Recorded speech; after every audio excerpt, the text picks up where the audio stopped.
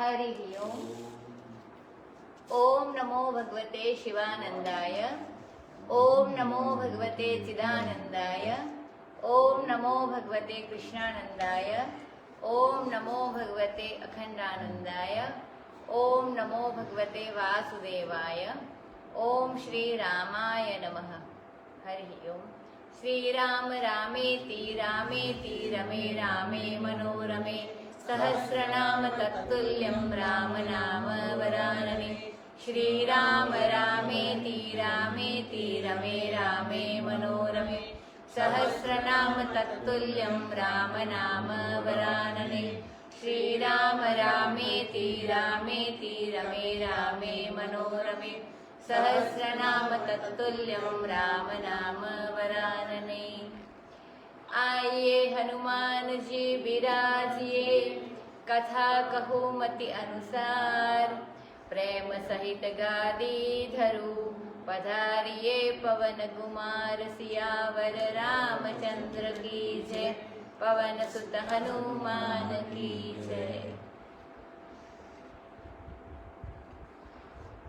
हरि ओम। श्री रामचरितमानस बालकांड स्वामी श्री अखंडानंद जी महाराज के प्रवचनों पर आधारित पुस्तक।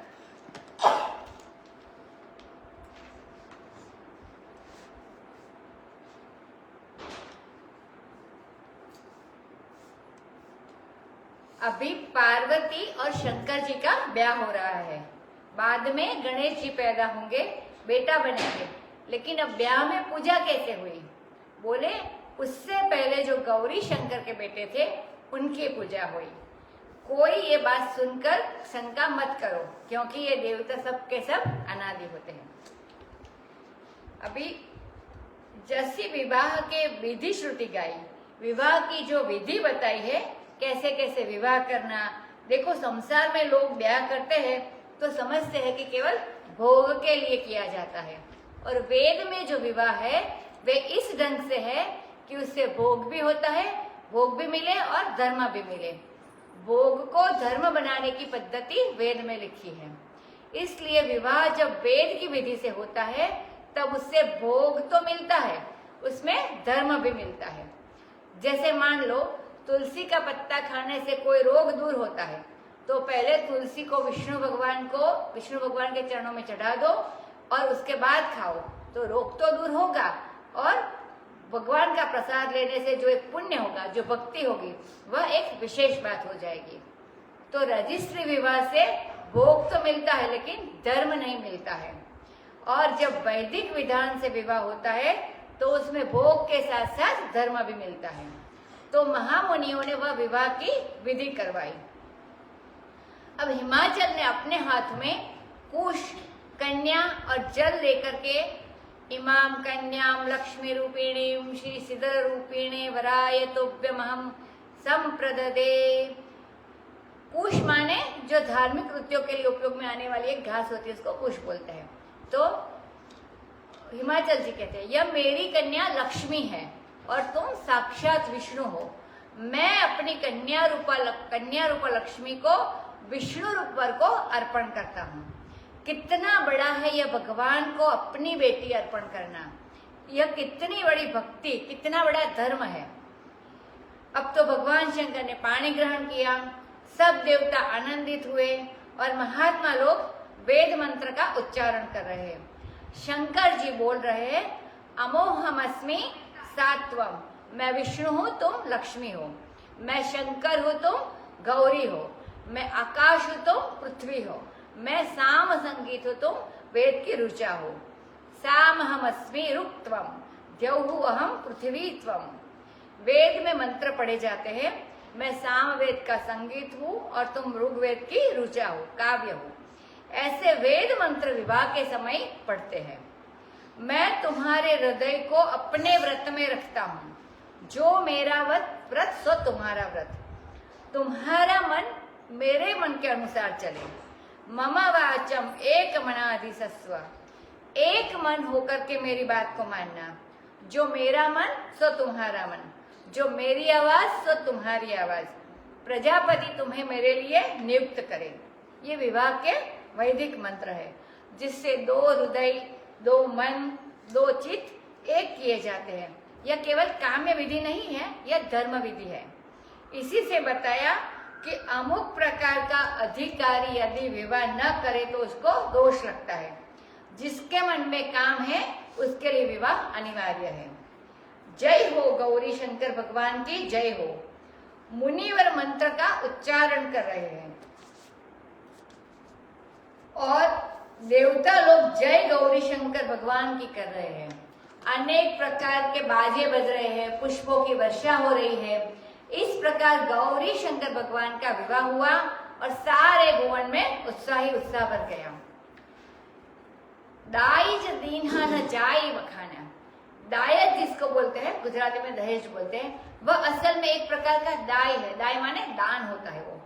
देखो, एक ही माता पिता से लड़की और लड़का दोनों ही पैदा होते हैं, यह बात तो सबको मालूम है।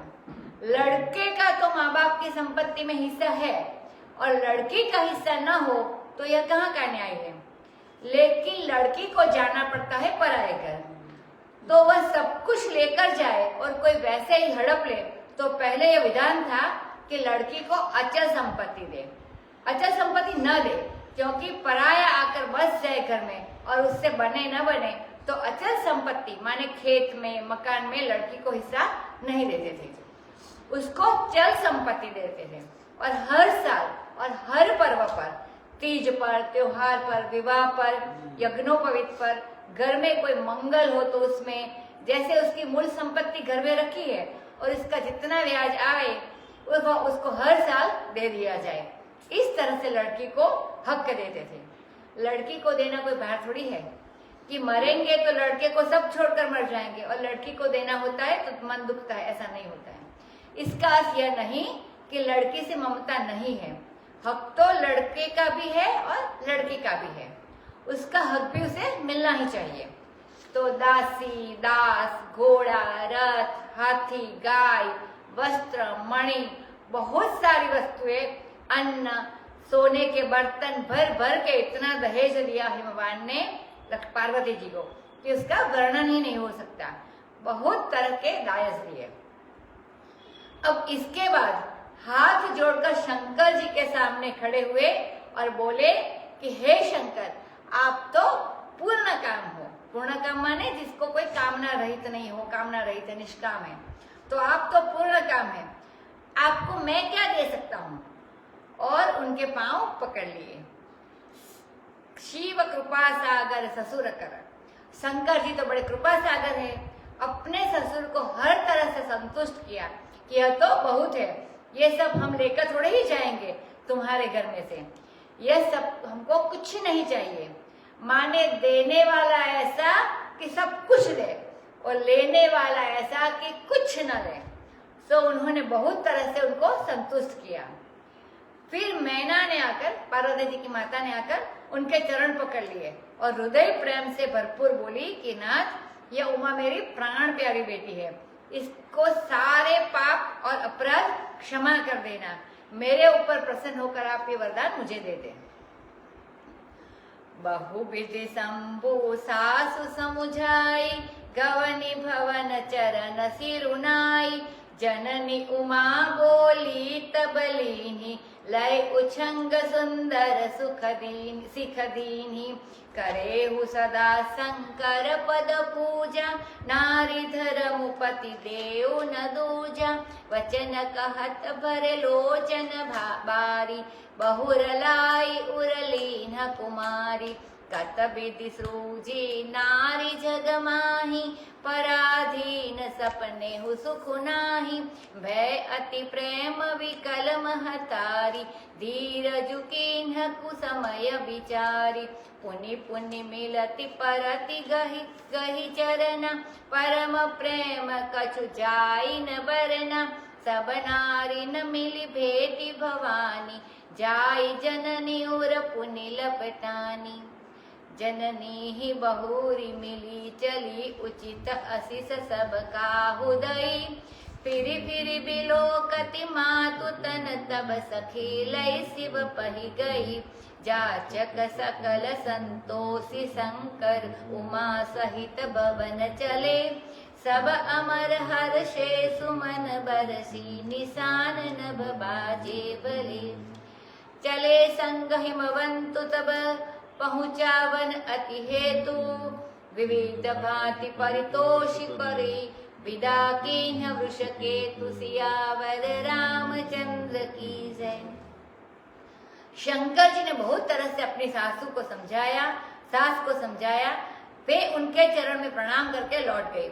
अब जननी ने माता ने उमा को बुला लिया और अपनी गोद में बिठा लिया और उनको शिक्षा देने लगी कि ससुराल में जाकर के ऐसे ऐसे बर्ताव करना, वहां घर में सबको प्रसन्न रखना और अपने पति के संबंध से ही दूसरे के साथ संबंध रखना, अपना पृथक संबंध नहीं जोड़ना। यह बात उन्होंने पार्वती जी को समझाया और कहा, तुम सदा शंकर जी की पूजा करना। नारी का धर्म उसका पतिदेव ही है, दूसरा नहीं। देखो, यह जो संसार में अपना संबंध जोड़ते हैं तो संयम का इसमें दृष्टिकोण है। माने एक स्त्री अनेक पुरुष से और एक पुरुष अनेक स्त्री से संबंध जोड़ करके भ्रष्ट न हो जाए, उसकी इंद्रियां और मन काबू में रहे, इसके लिए विवाह किया जाता है। अनन्य निष्ठा करने के लिए है। स्त्री का धर्म तपस्या प्रधान है और पुरुष का धर्म त्याग प्रधान है। लड़की को विवाह से ही वह पुण्य हो जाता। स्त्री का धर्म तपस्या प्रधान है और पुरुष का धर्म त्याग प्रधान है। शास्त्र में यह बताया है कि पुरुष को यज्ञोपवीत संस्कार करने से जो पुण्य होता है, लड़की को विवाह से ही वह पुण्य हो जाता है। लड़के को गुरुकुल में गुरु के पास रहने से जिस धर्म की प्राप्ति होती है, कन्या को अपने पति की सेवा से ही उस धर्म की प्राप्ति हो जाती है। अग्निहोत्र करने से पुरुष को जिस धर्म की प्राप्ति होती है, घर के कामकाज के लिए आग जलाने से स्त्री को उसी धर्म की प्राप्ति हो जाती है। तो धर्म की दृष्टि से, परलोक की दृष्टि से स्त्री के लिए अपने मन को एक जगह बांधना जरूरी है। अपने मन को स्वच्छंद छोड़ देना उसके लिए हितकारी नहीं है। आंखों में आंसू भर आए और बार बार वे अपने पुत्री को गोद में ले ले और कहने लगी कि विधाता ने स्त्री को संसार में क्यों बनाया? यह तो पराधीन होकर उसका रहना पड़ता है।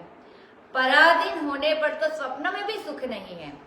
देखो, स्वतंत्र रहने में कितनी जिम्मेवारी होती है और परतंत्र रहने में आदमी जिम्मेवारी से कितना मुक्त रहता है।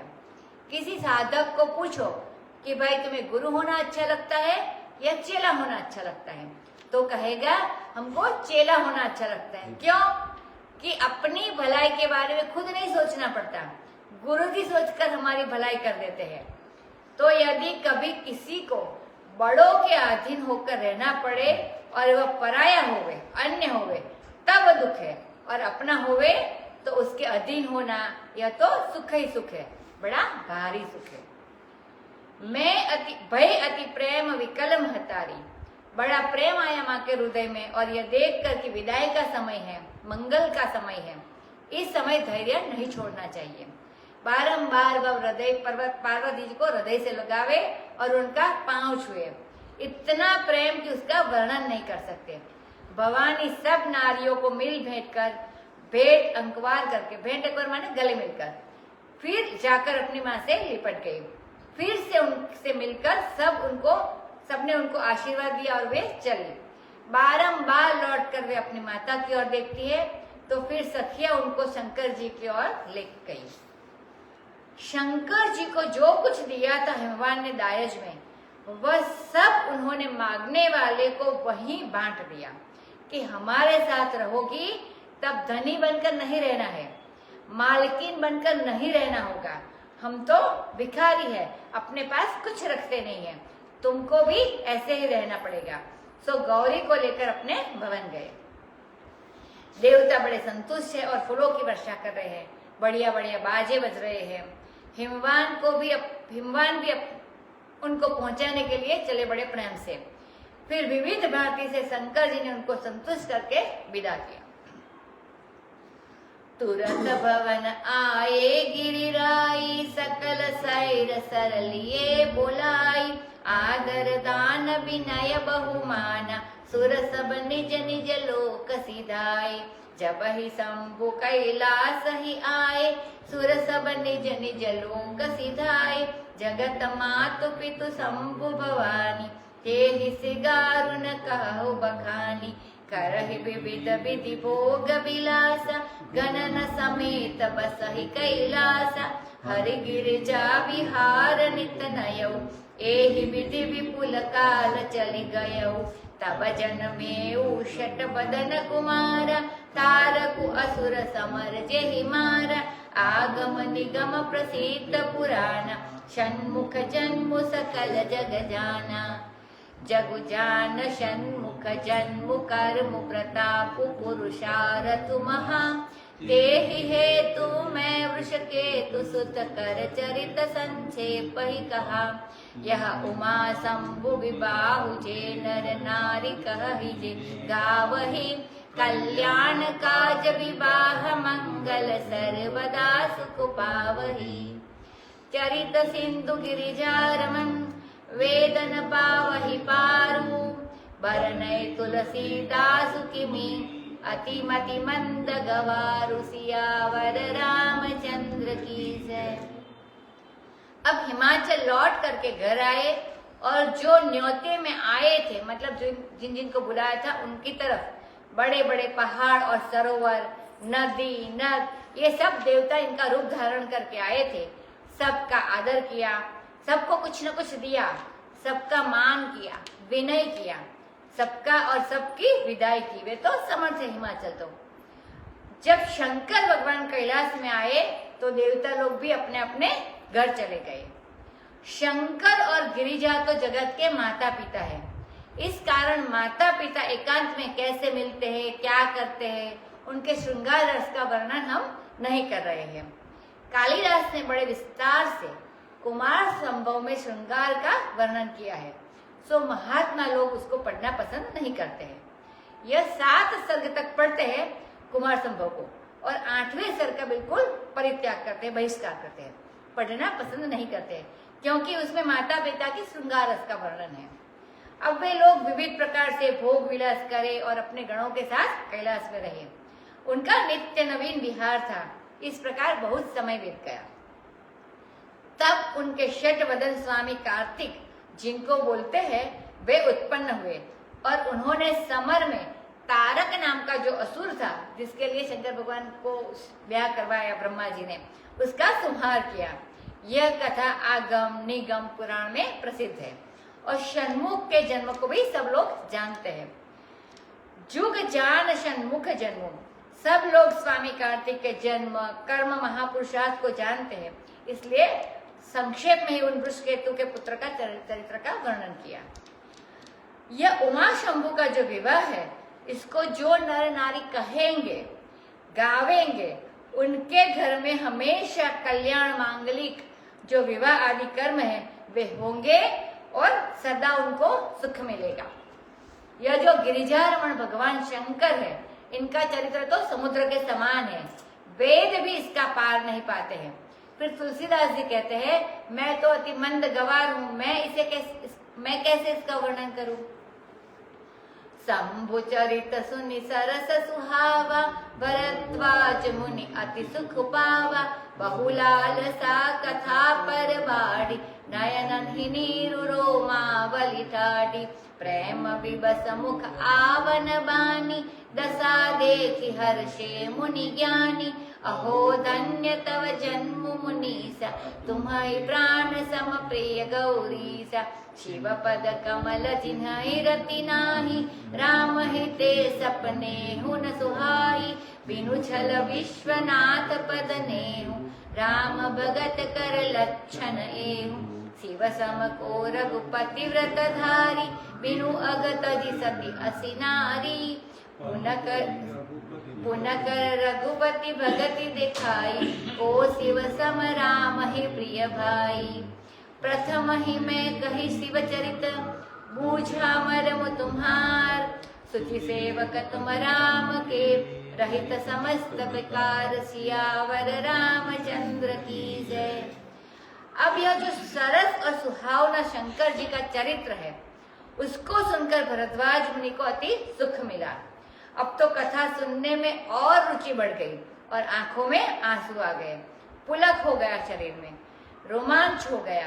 कहते हैं कि कथा सुनकर जिनका हृदय द्रवित नहीं होता, आंखों में आंसू नहीं आते, शरीर में रोमांच नहीं होता, तदश्मसार हृदयम, वह दिल नहीं पत्थर है। कथा तो दुनिया को पकड़कर जो जो चित्त कठोर हो गया है, इसको पिघलाने की दवा है।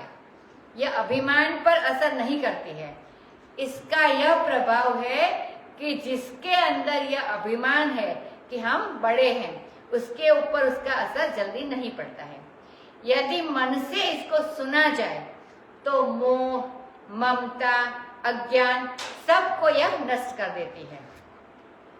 अब तो प्रेम विवश वाणी मुख से न आवे। अब भरद्वाज की यह दशा देखकर याज्ञवल्क्य मुनि बड़े हर्षित हुए, बोले, अरे भरद्वाज जी, तुम्हारा जन्म तो धन्य है मुनीश्वर, क्योंकि तुम गौरी शंकर भगवान को अपने प्राण के समान प्यारा मानते हो, समझते हो। जिनके हृदय में शंकर भगवान के चरणों में रति नहीं है, वे तो सपने में भी रामचंद्र को अच्छे नहीं लगते। एक बार बंबई में एक ने हमसे आकर पूछा कि महाराज, हमने अपने ठाकुर जी के पास शंकर जी का भी चित्र रखकर छोड़ दिया है, तो जब भोग लगाते हैं तो श्री कृष्ण के साथ शंकर जी को भी लग जाता है। तो हमारे घर के लोग कहते हैं कि तुम शंकर जी का जूठा खाते हो, तुम्हारी अनन्यता भंग हो गई, क्योंकि ठाकुर जी के साथ शंकर जी को बिठाया। तुम कैसे अनन्य हो कि शंकर जी का जूठा खाते हो? मैंने उससे पूछा, तुम अपने बच्चे का जूठा खाती हो कि नहीं? वो स्त्री थी पूछने वाली। तो बोले कि खाती हूँ। और पति का जूठा खाती हो कि नहीं? तो बोले पति का जूठा भी खाती हूँ। मैंने कहा, तुम अपने बच्चों का जूठा खाती हो, अपने पति का जूठा खाती हो, तब तुम्हारी अनन्यता भंग नहीं होती है, और शंकर जी का प्रसाद खाती हो तो तुम्हारी अनन्यता भंग हो जाती है। यह अनन्यता अविचारित है और दुखदायी है। शंकर तो साक्षात ईश्वर स्वरूप है। कम से कम यह मानो कि वैष्णव में सबसे बड़े हैं, तब भी उनके प्रसाद में दोष कहाँ रहा? जिनके हृदय में शंकर जी के चरणों में रति नहीं है, वे रामचंद्र को स्वप्न में भी नहीं सुहाते, मानी सपने में भी अच्छे नहीं लगते रामचंद्र को। और निश्चल होकर भगवान विश्वनाथ के चरणों में जो प्रेम है, यह राम भक्त का लक्षण है। भला शिव के समान रघुपति का भक्ति अमृत धारण करने वाला और कौन है, जिसने थोड़ी देर के लिए सीता का वेश धारण करने पर सती सरी की स्त्री को छोड़ दिया कि हमें केवल स्त्री सती ही नहीं चाहिए, सती के साथ और गुण भी चाहिए। और वह और गुण क्या है कि हृदय में प्रेम भी होना चाहिए, भक्ति भी होनी चाहिए। सतीत्व बढ़िया चीज है, संयम है उसमें, नियम है उसमें, व्रत है, लेकिन अगर दिल नम नहीं हुआ, कोमल नहीं हुआ और वह भगवत आकार नहीं हुआ, तो वह सत किस काम का? जिसमें भगवान की आकारता नहीं, मानी भगवान का आयाम नहीं, कोमलता नहीं। देखो ना, प्रण करके शंकर जी ने रघुपति की भक्ति दिखाई। भला शंकर जी के समान राम जी का और कौन प्यारा है? याज्ञवल्क्य जी कहते हैं कि इसीलिए मैंने तुम्हें शंकर जी का चरित्र सुनाया, भारद्वाज जी को कहते हैं, और तुम्हारे हृदय का मर्म समझ लिया। क्योंकि जो राम भक्त होता है उसको शंकर जी का चरित्र अच्छा लगता है।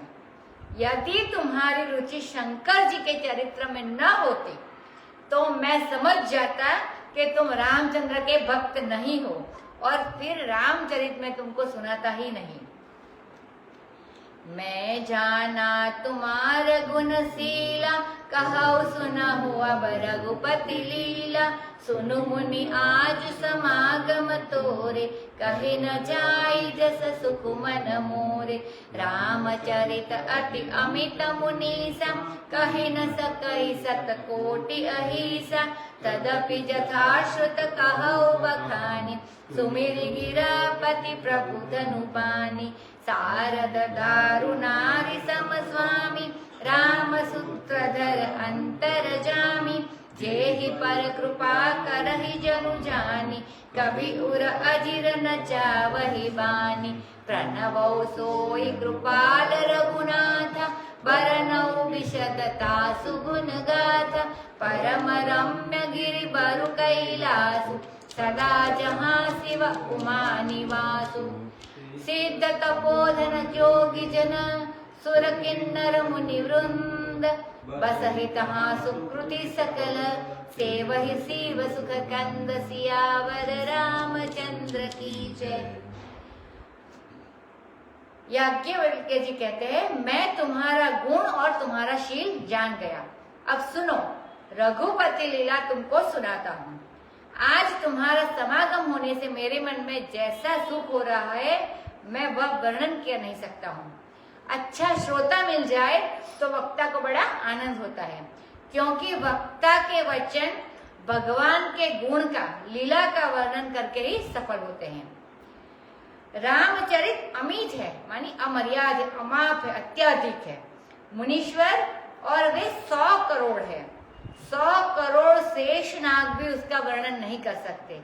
फिर भी मैंने जैसा सुना है और जैसा समझा है, सो गिरापति प्रभु जो धनुपाणी है, उन श्री राम का स्मरण करके यह वर्णन करता हूँ। शारदा तो कठपुतली के समान है, और जैसे सूत्रधार नचाता है कठपुतली को, वैसे अंतर्यामी भगवान रामचंद्र उस शारदा को नचाने वाले हैं। तो जिसको भगवान कृपा करके समझते हैं कि यह मेरा भक्त है, उसके हृदय में वाणी को नचाने लगते हैं। कवि का हृदय आंगन हो जाता है और उस पर वह वाणी को, सरस्वती को नचाते हैं। भगवान शारदा का नृत्य देखते हैं, परंतु नाच करवाते कहाँ है उसे? उस कवि के हृदय में जो भगवान का भक्त होता है।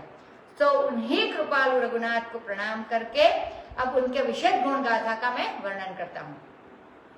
अब कैलाश का नाम तो जानते ही हैं, पहाड़ों में श्रेष्ठ और बड़ा रमणीय है।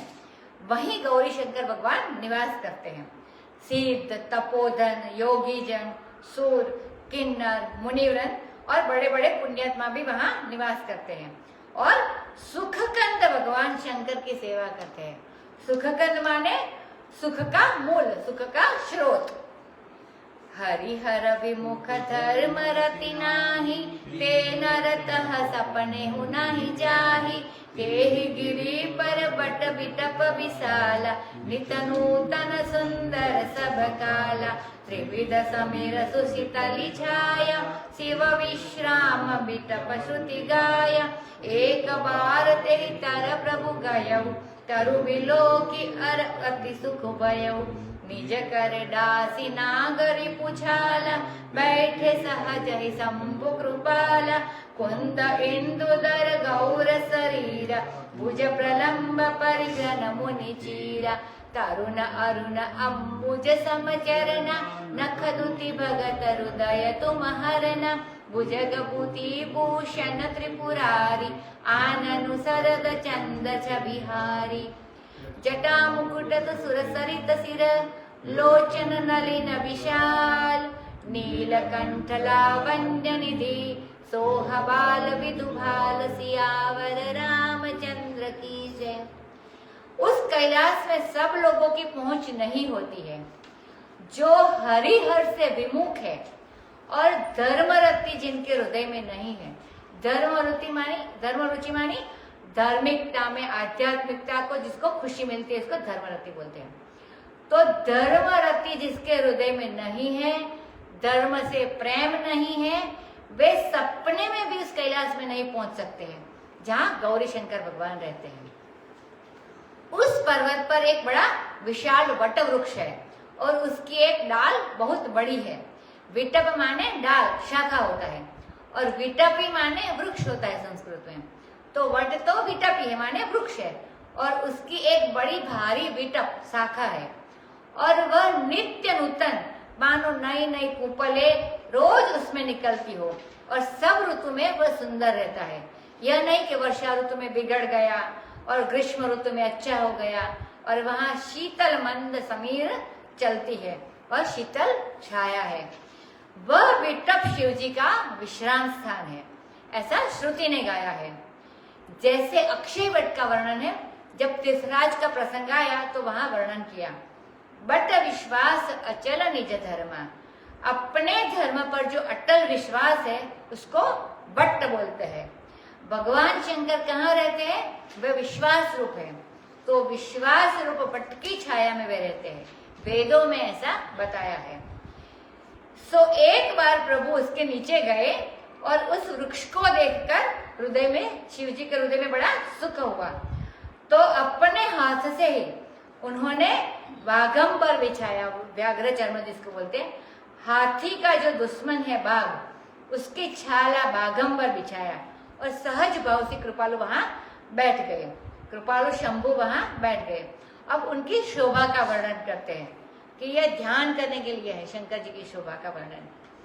कुंद इंदुदर गौर शरीरा, कुंद माने श्वेत पुष्प, गुजराती मोगरा बोलते हैं, इसको भी कुंद बोलते हैं, तो श्वेत पुष्प कुंद, चंद्रमा और शंख के समान, दर माने शंख, उनके समान गौर वर्ण का उनका शरीर है और लंबी लंबी भुजाएं हैं, और मुनि लोग जैसे वस्त्र धारण करते हैं वैसे चीर वस्त्र धारण किए हुए हैं। जैसे लाल कमल पूरा खिल गया हो, तरुण माने जवान और अरुण माने लाल और अंबुज माने कमल, तरुण अरुण अंबुज समचरना, तो जैसे लाल कमल पूरा खिल गया हो, तरुण माने जवान और अरुण माने लाल और अंबुज माने कमल, जैसे रक्त कमल अपनी जवानी में आ गया हो, ऐसे उनके लाल लाल तलवे हैं। नख दूती भगत हृदय तम हरना, और उनके नख की जो शोभा है वह हृदय के अंधकार को दूर करने वाली है। आभूषण काहे के है?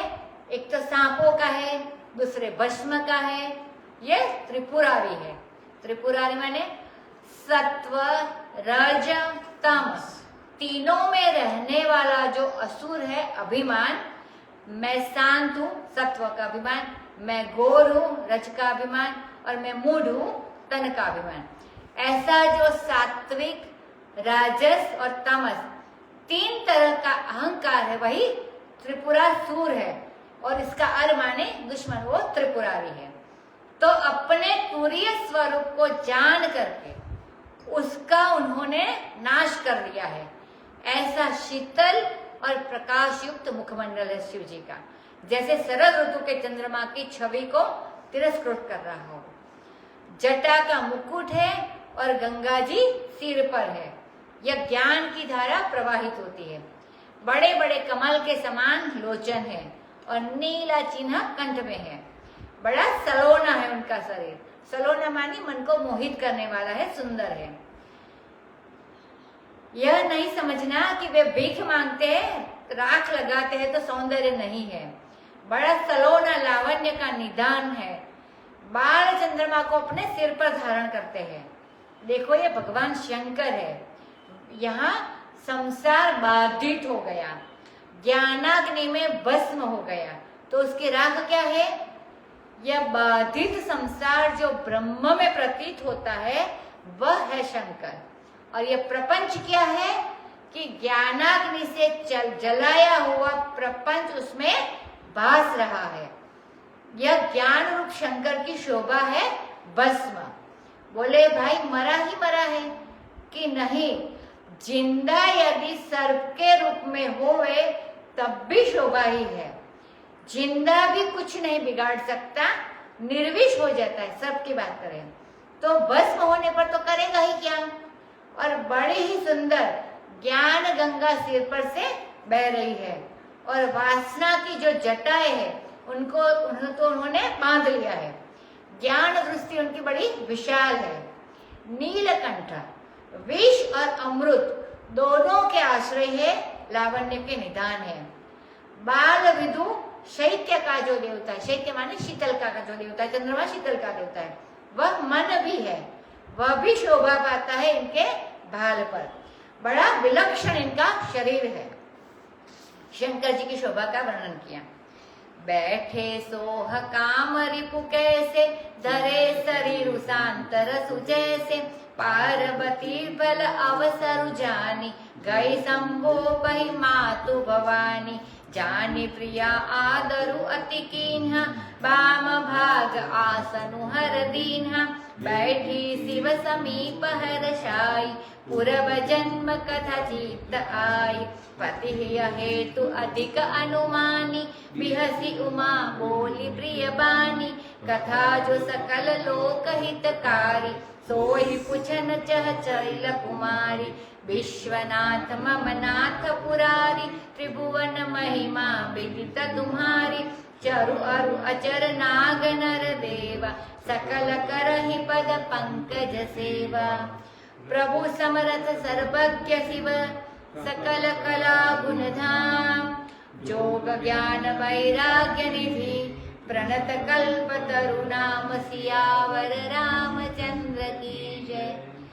अब जब जाकर व्याघ्रांबर बिछा कर बैठे तो उनकी क्या शोभा है, अब ये बताते हैं। जैसे शांत रस शरीर धारण करके बैठा हो, ये शांत रस की मूर्ति है। अब आगे जो प्रसंग है इसको शिव गीता बोलते हैं।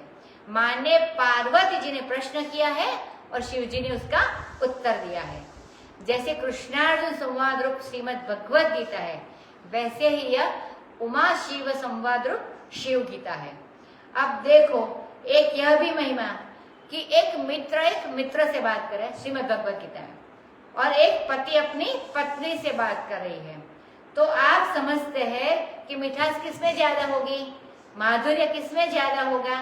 पति पत्नी का जो संवाद होगा वह बड़ा मीठा होगा और बड़ा अंतरंग भी होगा। तो अब शांत रस बनकर बैठ गए शंकर जी। पार्वती जी ने देखा कि बड़ा बढ़िया अवसर है, बड़ा अच्छा मौका है, और माता भवानी शंकर जी के पास गई। जानी प्रिया आदर अति किन्हा, यह तो हमारी प्रिया है, ऐसा जान करके बड़े प्रेम बड़ा आदर किया और बाएं भाग में उनको आसन दिया। सती को अपने सामने आसन दिया था, यह आपको स्मरण होगा। और पार्वती जी को अपने बाएं भाग में आसन दिया। मानी जब सती जी ने शंका की थी राम जी के उसके ऊपर, तब सामने बैठ के बात की थी। अभी पार्वती जी को अपने बाएं भाग में आसन दिया। सामने होते तो गुरु चेले हो गए, और ये तो है पति पत्नी, आधे आधे हो गए ना, तो ये बाएं और दाहिने हो गए। पार्वती जी बड़े आनंद से शंकर जी के पास बैठ गई। अब पूर्व जन्म की कथा चित्त में आई और देखा उन्होंने कि इस समय तो हमारे पति देव के हृदय में बड़ा प्रेम उमड़ रहा है। तो हंसकर बड़ी प्रिय वाणी बोली, जो सकल लोक हितकारी कथा है वह शैल कुमारी पूछना चाहती है। पहले कहा, हे विश्वनाथ, तुम तो सबके मालिक हो, इसमें स्त्रियों को आनंद नहीं होता। किसी को यह कह दिया जाए कि ये जगन्नाथ है, विश्वनाथ है, तो बोले नहीं, उनको अपनी ममता चाहिए। तो बोली, हो तो विश्वनाथ, लेकिन मैं तो अपना ही नाथ तुमको मानती हूँ। तुम मेरे स्वामी हो, निर्गुण हो, गुणातीत हो। त्रिभुवन में तुम्हारी महिमा विदित है, बड़े यशस्वी हो। चर अचर नाग नर देव जड़ चेतन सब तुम्हारे चरण कमल की सेवा करते हैं। हे प्रभु, आप समर्थ है, सर्वज्ञ है, शिव है और संपूर्ण कला और गुण के धाम है। योग ज्ञान और वैराग्य के निदान है, निदान माने स्थापन है। और आपका नाम है प्रणत कल्पतरु। तो प्रणत कल्पतरु किसको बोलते हैं कि जो एक बार सिर झुका दे उसके लिए आप कल्प वृक्ष है। अनेक ग्रंथों में ऐसा उल्लेख है कि जिसने तुम्हारे सामने अपना सिर झुका दिया उसको कौन सी उन्नति प्राप्त नहीं होती। वह तो अहंकार के वश होकर ही हम बहुत बड़े हैं ऐसा सोच के शंकर जी के सामने सिर नहीं झुकाते हैं और दुखी रहते हैं, क्योंकि संसार में दुखी वही है जो अहंकारी है। जो मोह पर प्रसन्न सुख राशि, जानिए सत्य मोहि निज दासी। तो प्रभु हरहु मोर अज्ञान, कहि रघुनाथ कथा विधिनान। जासु भवनु सुर तरु तर होई, सहि की दरिद्र जनित दुख सोई। शशिभूषण अस हृदय विचारी, हरहु नाथ मम मति भ्रम भारी। प्रभु जे मुनि परमारथ बादी, कहहि राम कहु ब्रह्म अनादि। शेष शारदा वेद पुराण, सकल करहि रघुपति गुण गान। तुम पुनि राम राम दिन राति, सादर जपहु अनंग आराति। राम सो अवध नृपति सुत सोई, की अज अगुण अलख गति कोई। जो नृप तनयत ब्रह्म किमी, नारी बिरहि मत बोरी। देखि चरित महिमा सुनत, प्रमति बुद्धि अति मोरी। सियावर रामचंद्र की जय। पार्वती जी बोली, हे प्रभु, हे सुख राशि, सुख का भंडार, यदि आप मेरे ऊपर प्रसन्न हैं, यदि सचमुच आप मुझे अपनी दासी समझते हैं, तो सबसे पहली प्रार्थना यह करती हूँ, आप कृपा करके मेरे अज्ञान को नष्ट कर दीजिए। कैसे करें? वेदांत का निरूपण करें तुम्हारे लिए, उपनिषद सुनावे, अनेक प्रकार। अब पार्वती जी कहती है, कही रघुनाथ कथा विधि नाना, अनेक प्रकार से रघुनाथ की कथा कह करके हमारे अज्ञान को दूर कीजिए। क्योंकि उसमें तो मोह दस स्कंद तद भ्रात अहंकार, मोह का नाम ही रावण है और उसका भाई कुंभकर्ण ही अहंकार है। काम पकारी मेघनाथ कौन है? कि काम है। तो यह अज्ञान यदि मिट जाए तो यह सारा राक्षस का परिवार जो चित्त में रहता है वह मिट जाए। सो आप रघुनाथ की कथा कर हमारा अज्ञान मिटाइए। जिसका घर कल्पवृक्ष के नीचे हो वह क्या हमेशा दरिद्र रहेगा? जो ज्ञान भूति आपके पास है, भूति मानी उत्पत्ति प्राप्ति, उनके पास रह करके मैं अज्ञानी बनी रहूं, यह दुख हमारे सहने लायक नहीं है। ये पार्वती जी कहती हैं। हे शशिभूषण, हृदय में ऐसा विचार करके मुझे जो भारी मति भ्रम हो रहा है उसको स्वामी आप दूर करो। जैसे किसी को दिग्भ्रम हो जाता है कि मैं किस दिशा में चल रहा हूँ, सायंकाल हो और उसी समय चंद्रमा का उदय हो पूर्णिमा की तिथि को, तो मालूम पड़ जाएगा कि पूर्व दिशा कौन सी है। चंद्रमा से पूर्व दिशा मालूम पड़ जाती है। इसी प्रकार आप शशिभूषण हो, जैसे चंद्रमा दिग्भ्रम का हरण करता है, आप हमारी मति भ्रम का हरण कीजिए। जो परमार्थवादी है वे कहते हैं कि राम तो अनादि ब्रह्म है। शेष शारदा वेद पुराण सब रघुपति का गुणगान करते हैं। तुम स्वयं भी दिन रात राम रामेति रामेति रमे रामे मनोरमे बड़े आदर के साथ जप करते रहते हो। राम कौन है? वे वही अवध नरेश श्री दशरथ जी महाराज के पुत्र है कि कोई अज अगुण अलख ब्रह्म है? पार्वती जी पूछती है। यदि वे राजा के पुत्र है तो फिर ब्रह्म कैसे? राजा का पुत्र तो जन्म मरण वाला होगा और संयोग वियोग वाला होगा, और ब्रह्म में तो न जन्म है न मरण है, न संयोग है न वियोग है। यह चरित्र देखकर और महिमा सुनकर के तो हमारी बुद्धि अति भ्रमित हो रही है। अपनी पत्नी के विरह, रामचंद्र जी तो अपनी पत्नी के विरह में बावले हो गए। तो यह शिव गीता के प्रसंग में पार्वती जी ने शंकर भगवान से 8 प्रश्न श्री राम तत्व के संबंध में किए और 12 प्रश्न श्री रामचरित्र के संबंध में किए हैं। लीला के संबंध में कुल टोटल 20 प्रश्न होते हैं। ये प्रश्न इकट्ठे ही किए हैं, माने एक साथ किए हैं पार्वती जी ने, इसलिए शंकर जी उत्तर भी इकट्ठे ही देते हैं। बिल्कुल 20 ही बार सारे रामायण में पार्वती जी को संबोधन करके सुनहु उमा ऐसा कहा गया है। इसी पर यह सारा रामचरितमानस टिका हुआ है। यही संवाद याज्ञवल्क्य ने भरद्वाज को सुनाया है और इसी बीच में कागभूषुंडी और गरुड़ का संवाद भी आया है और गोस्वामी तुलसीदास जी महाराज इसका वर्णन करते हैं। जो अनिह व्यापक विभु को कह बुझाई नाथ मोहि सो। अज्ञ जान रिस उर जनि डरहु जेहि विधि मोह मिटे सो करहु। मैं बन दीखी राम प्रभुताई अति भय विकल न तुम्हि सुनाई। तदपि मलिन मन बोधु न आवा सो फलु बलि भाति हम पावा। अजहु कछु संसाउ मन मोरे करह कृपा बिनवउ कर जोरे। प्रभु तब मोहि बहु भ्रांति प्रबोधा नाथ सो समुझि करहु जनि क्रोधा। तब कर अस विमोह अवनाहि राम कथा पर रुचि मन माहि। कह पुनीत राम गुण गाथा भुजगराज भूषण सुरनाथा।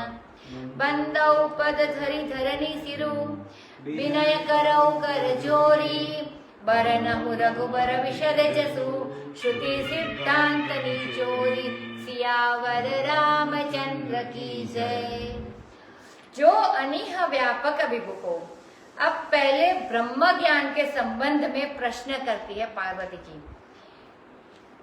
जो कोई को माने अनिर्वचनीय, जो कोई अनिर्वचनीय है, अनिह व्यापक विभु है नाथ, समझाकर मुझे उसका भी वर्णन कीजिए। जो अनिर्वचनीय है इसका भी समझाकर वर्णन कीजिए उस ब्रह्म तत्व का, जो अनिह माने निष्क्रिय है और व्यापक भी है, सर्वत्र परिपूर्ण है और विभु है, जिसके बिना कोई चीज नहीं है।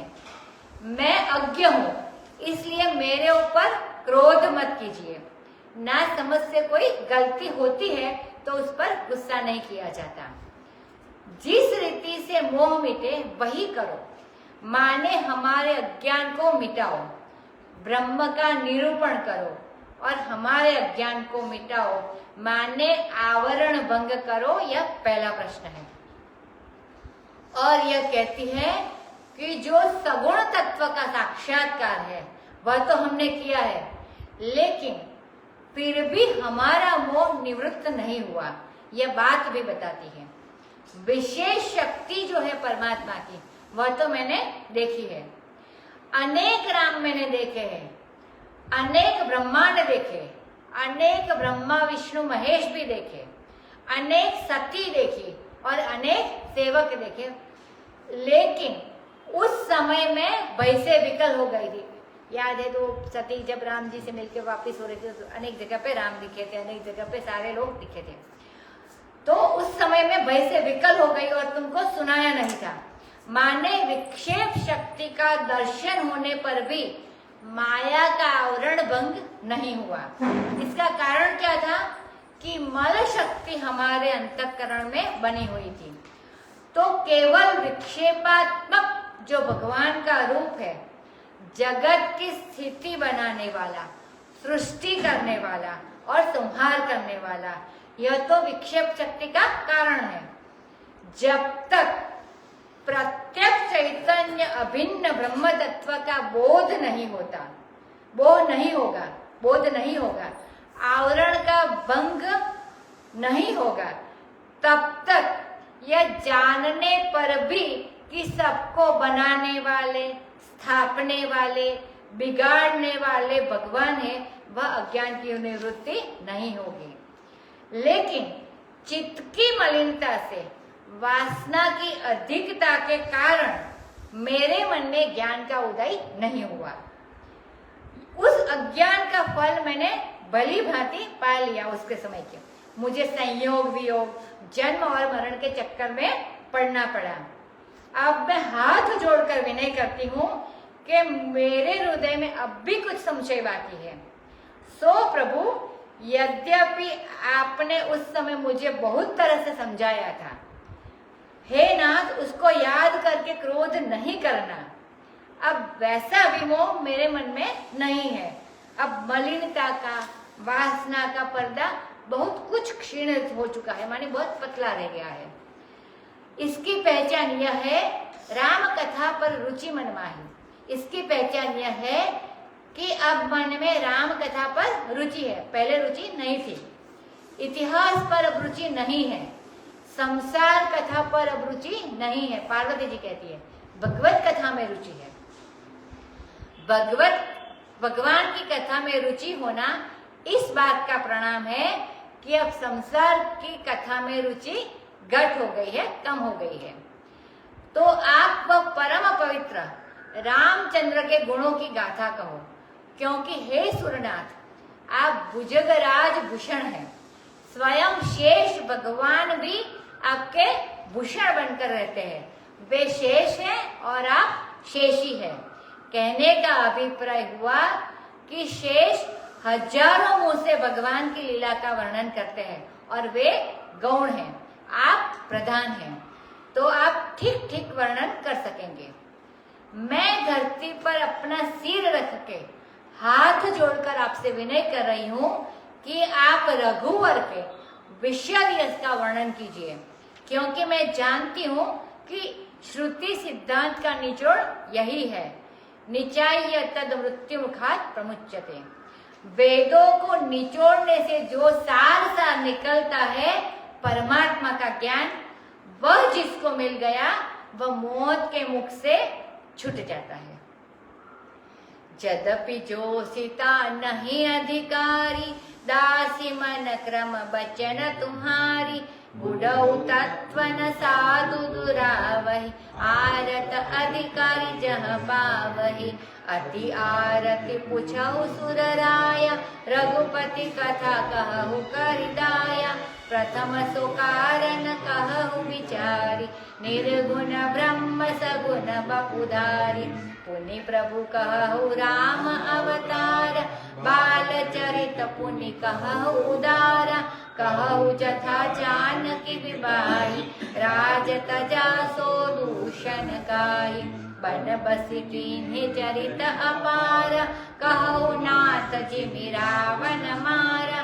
राज बैठ किन्ही बहुलीला, सकल कहु शंकर सुखशीला। बहुरी कहु करुणा तयन किन्ह, जो अचरज राम। प्रजा सहित रघुवंश मनी, किमि गवने निज धाम। सियावर रामचंद्र की जय। यद्यपि जोशिता नहीं अधिकारी, यह कहती है कि यद्यपि मैं योषिता हूँ, योषिता माने स्त्री हूँ, असल में योषिता माने होता है भोग्य। स्त्री पुरुष के सामने अपने को भोग्य बनाकर प्रस्तुत करती है कि लो तुम हमें भोगो, हमको बड़ा सुख मिलेगा, लेकिन में असल में वो होती है भोली। जीव तो सबके अंदर है, तो सुख उसको भी मिलता है। तो स्वयं भोक्ता होने पर भी जो पुरुष के सामने स्वयं को भोग्य बनाकर उपस्थित करती है, ये उसका छल है। इसी छल के कारण वह सत्य ज्ञान की अनधिकारिणी हो जाती है। तो यह कहती है कि अधिकारी होने में दो बात चाहिए, एक तो अर्थित्व और एक सामर्थ्य। यह वेद में बताया है। वेदांत का निर्णय है कि एक तो अर्थी हो, माने चाहे कि हमको वेदांत का ज्ञान होवे, और दूसरे उसको समझने का सामर्थ्य होवे। अर्थित्व और सामर्थ्य ये दो अधिकारी के लक्षण हैं। माने योग्यता और आकांक्षा, योग्यता भी हो और रुचि भी हो।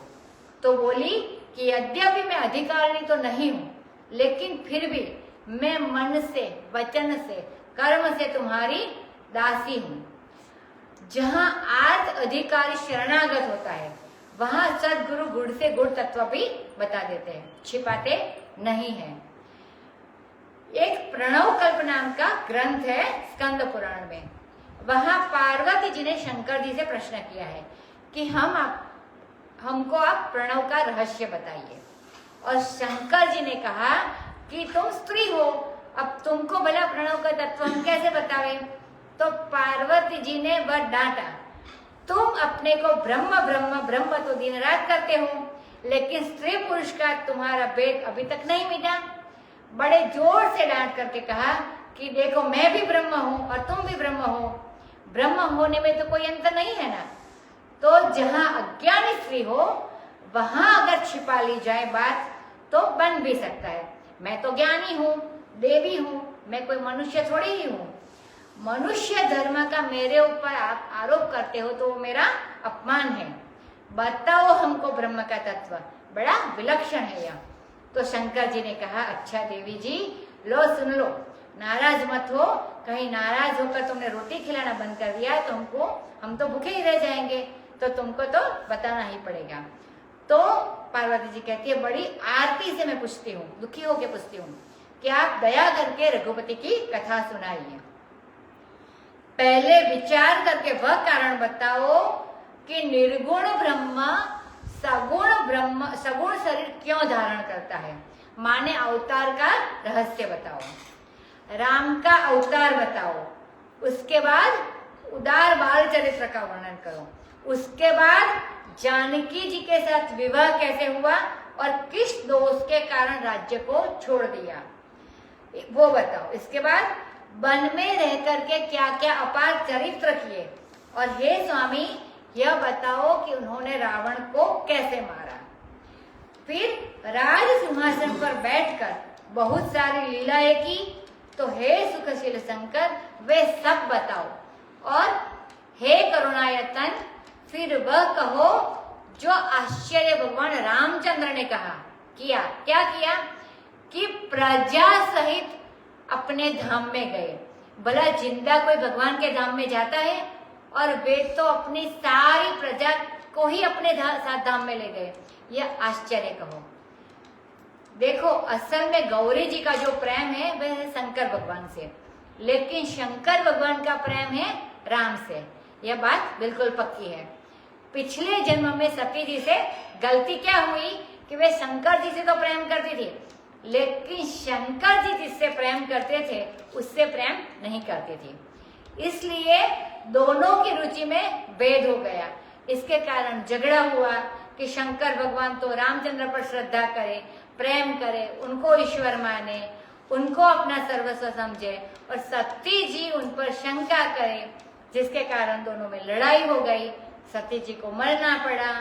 अब उनकी समझ में यह बात आ गई है कि जिससे शंकर जी प्रेम करते हैं उससे अगर हम प्रेम नहीं करेंगे तो फिर लड़ाई होगी, फिर वही गति हो जाएगी। तो अब की बार खूब रुचि लेकर जिससे ये प्रेम करते हैं उसी की चर्चा करो, बार बार उसी को पूछो और उन्हीं से प्रेम करो और उन्हीं की सेवा करो, तो शंकर जी समझ जाएंगे कि जिससे हमारा प्रेम है उसी से इसका भी प्रेम है। यह स्वार्थी नहीं है, कामुक नहीं है। इसलिए गौरी जी जानबूझकर शंकर जी से रामचंद्र की कथा कहती है। हरि ओम। अभी अगले सोमवार को बाकी देखेंगे। श्री राम जय राम जय जय राम, श्री राम जय राम जय जय राम, श्री